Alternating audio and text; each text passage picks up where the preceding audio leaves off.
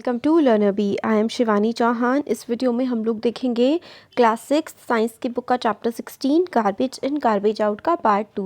और learner B competition की एक और वीडियो अपलोड हो गई है, आप लोग चैनल पे जाकर के देख सकते हैं। कमेंट बॉक्स में भी मैं वो प्रोवाइड कर दूँगी। आप लोग कमेंट बॉक्स में सबसे ऊपर लिंक होगा, उस पर क्लिक करके लर्नर बी कंपटीशन पर जाकर के देख सकते हैं और सब्सक्राइब उसको ज़रूर करिए। तो इसका सेकंड पार्ट है। सेकंड पार्ट यहाँ से इससे पहले तक हमने देख लिया था थिंक एंड थ्रो, मतलब आप सोचिए उसके बाद ही कोई चीज़ फेंकिए।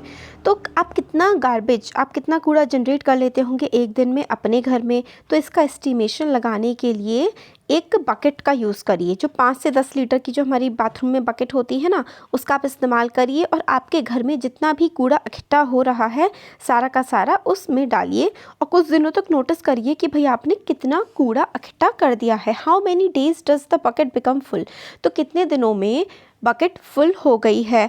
और you know the number of members in your family, आप लोगों को अपनी फैमिली के मेंबर्स पता हैं कितने हैं।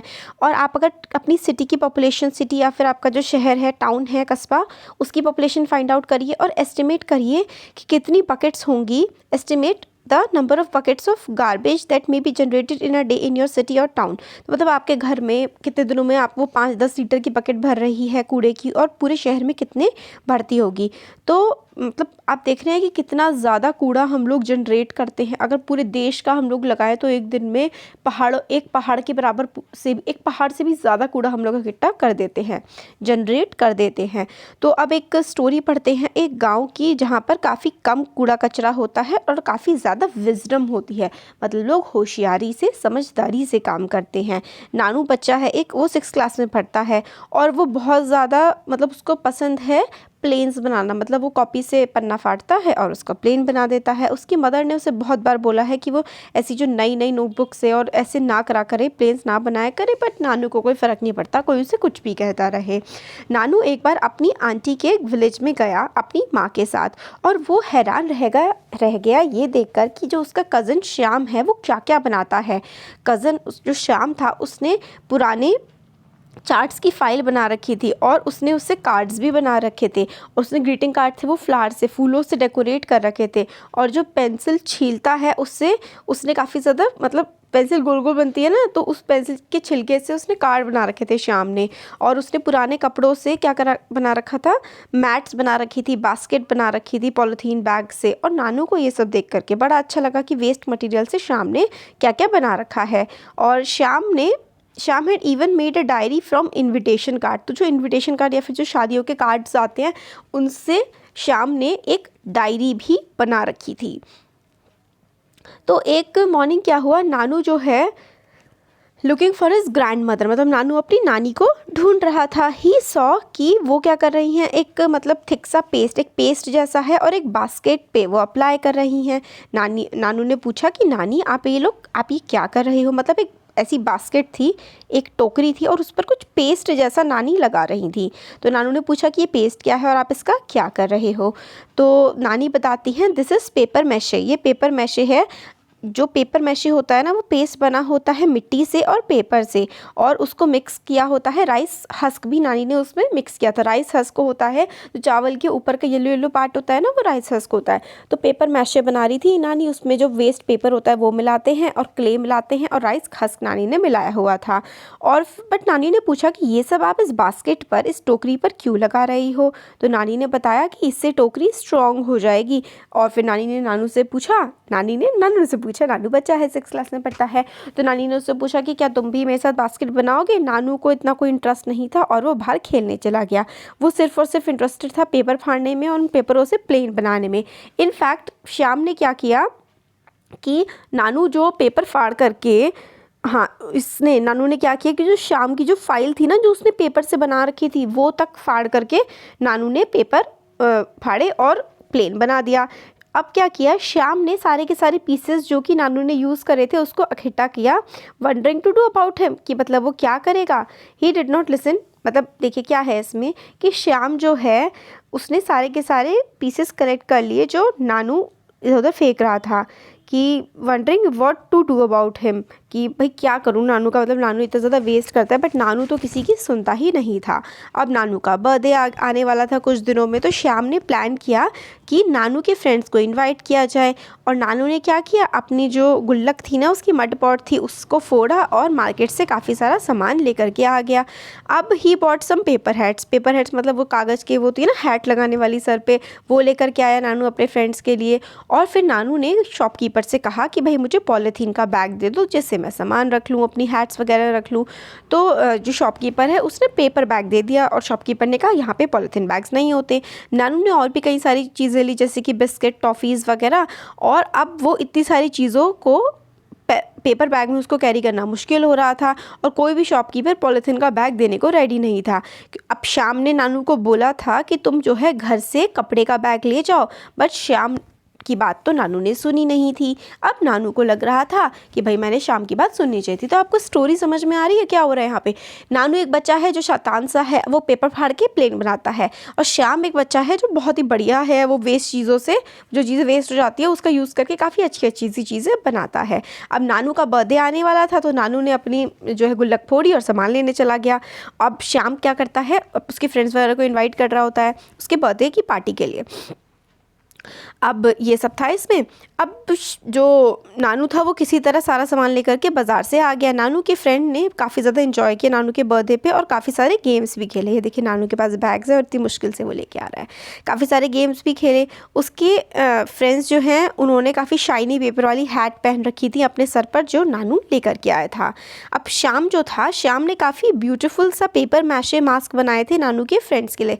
तो पेपर मैशे जो नानी कर रही थी यूज़, जिसमें मिट्टी और पुराने पेपर और राइस का चावल का भूसा वो ऐड करके पेपर मैशे से श्याम ने नानू के फ्रेंड्स के लिए मास्क बनाए थे। तो इस पे और नानू के लिए भी श्याम ने एक स्पेशल गिफ्ट बनाया था, एक फ़ोटो फ्रेम और एक ग्रीटिंग कार्ड बनाया था made from the paste of all the pieces of paper Nanu had thrown away. तो उसने श्याम ने एक ग्रीटिंग कार्ड बनाया था और एक फ़ोटो फ्रेम बनाई थी उन सारे के सारे पन्नों से जो नानू ने इधर उधर फेंक दिए थे। और ये काफ़ी नया एक्सपीरियंस था नानू के लिए ये सब चीज़ों को देखने का। और नानू के सारे फ्रेंड्स को भी जो पेपर मैशे का मास्क था वो काफ़ी पसंद आया था और नानू भी काफ़ी ज़्यादा एक्साइटेड था अपनी मील को फिनिश करने के लिए, मतलब अपना खाना ख़त्म करके सारे गिफ्ट्स देखने के लिए। नानू घर आया after his holidays were over. तो ये हॉलीडेज़ में अपनी नानी के घर गया हुआ था ना, नानी के घर वो श्याम से मिला था। अब नानू घर अपने वापस आ गया है। फिर नानू ने सोचा कि वो टाउन जो था श्याम का जो गांव था, शहर था, वो कितना अलग था। वहाँ पे कोई भी रैग पिकर्स नहीं थे। रैग पिकर्स होते हैं जो कूड़ा बीनने वाले होते हैं ना, कबाड़ी या फिर कूड़ा बीनने वाले, उनको रैग पिकर्स कहते हैं। तो उसने कहा कि उस विलेज में तो कोई भी रैग पिकर्स नहीं थे। वो विलेज कितना ज़्यादा नीट एंड क्लीन था।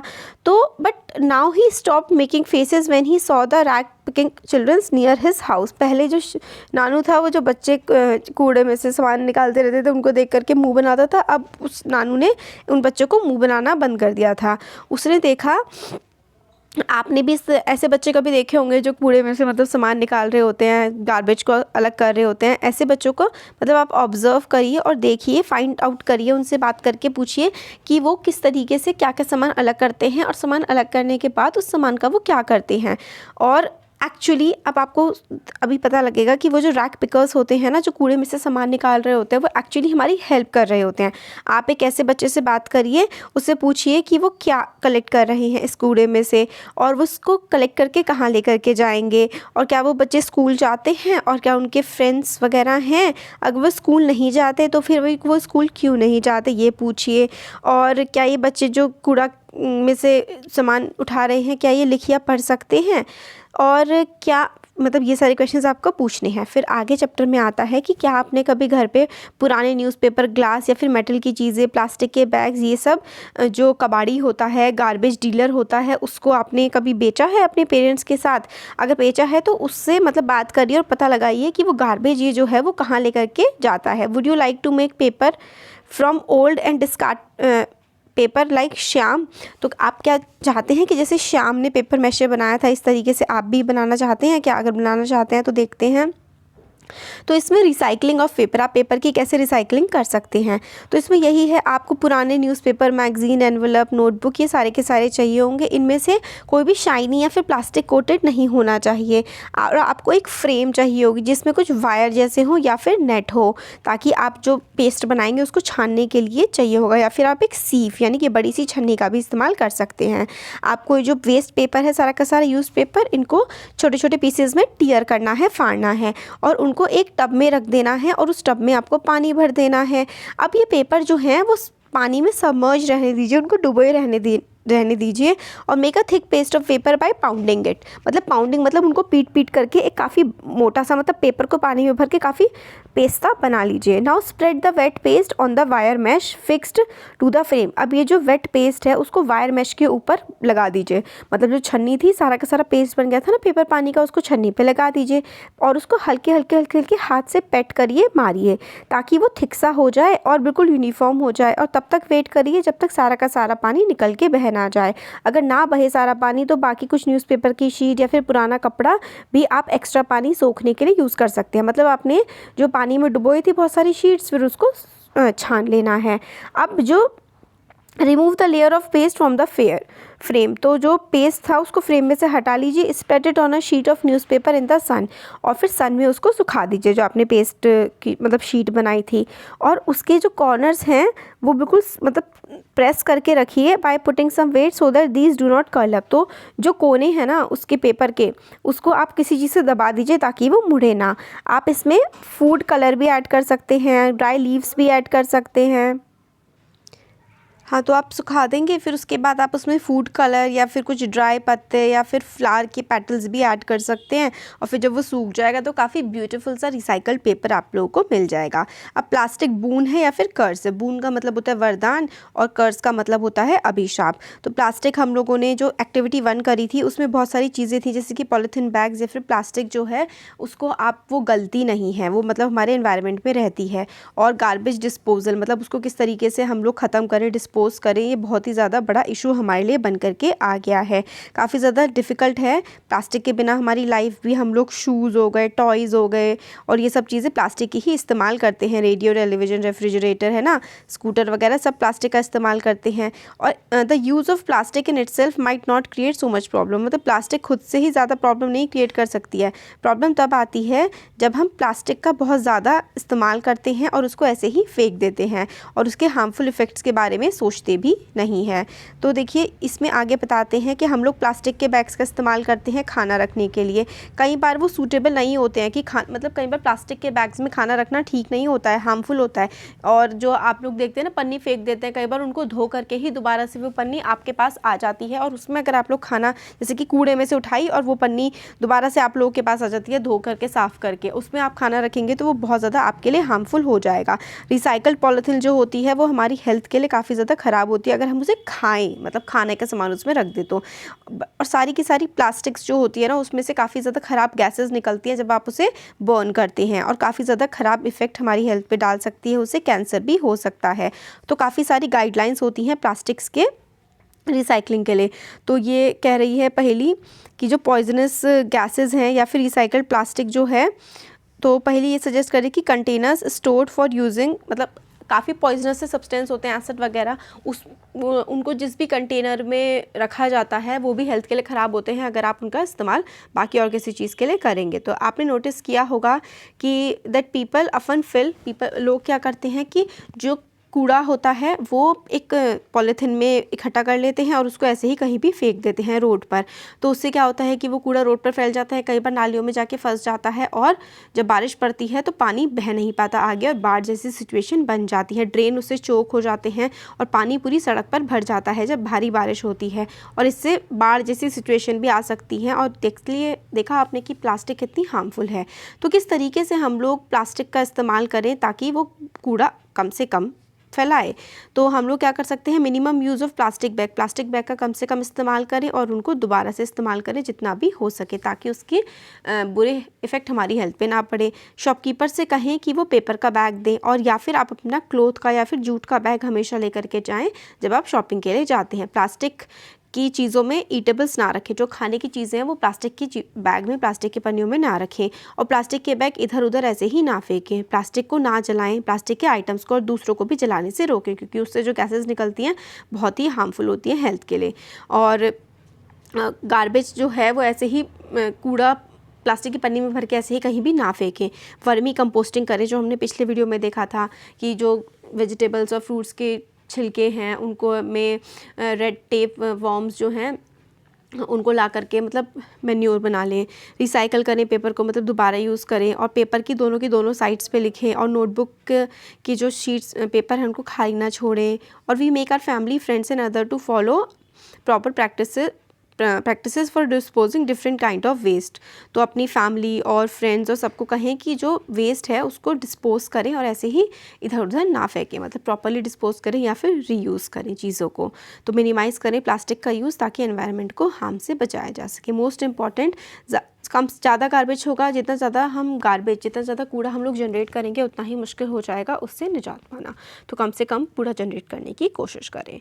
तो ये हमारा चैप्टर हो गया। Thank you.